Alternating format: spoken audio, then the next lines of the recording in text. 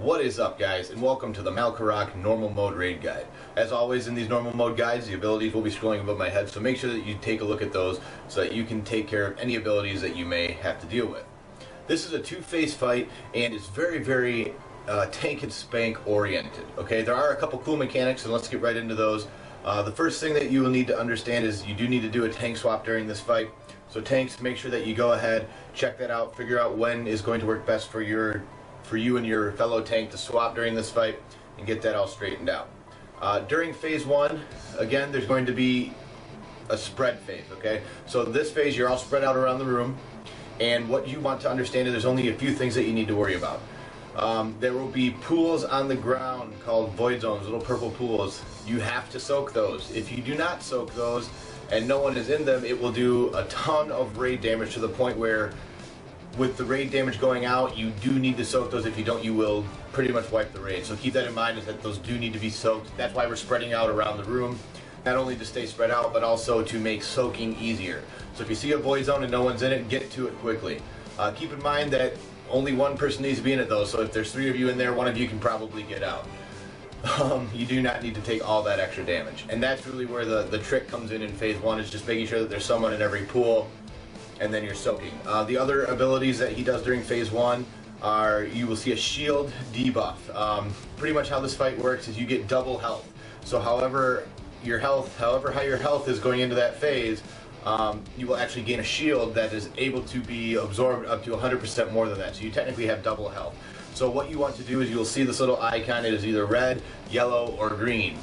Red means it is very low shield. Yellow means that it is mid shield. Green means it's a full shield. You're good to go. You do want to be soaking these void zones with a green shield.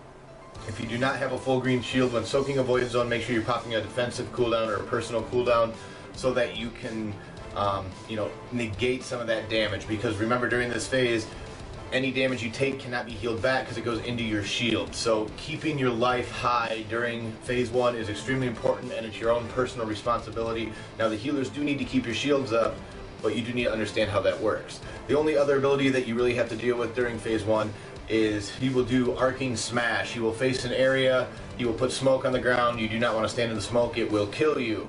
You move out of that area. He does this 3 times. You place a raid marker down wherever he does it. After the 3rd time, he will do an ability, and you just need to be out of those zones. He will fill those zones, do like a smash, fill those zones with death pretty much. If you're caught in those zones, it will kill you. So you need to, come in, stack up real quick, and then spread back out. And you do this until he goes into phase 2. Phase 2 is pretty much just a straight burn phase with one mechanic. Okay, you do need to be stacked in front of the boss with the tank, because he does a frontal cone ability that splits amongst everybody who's in front of him.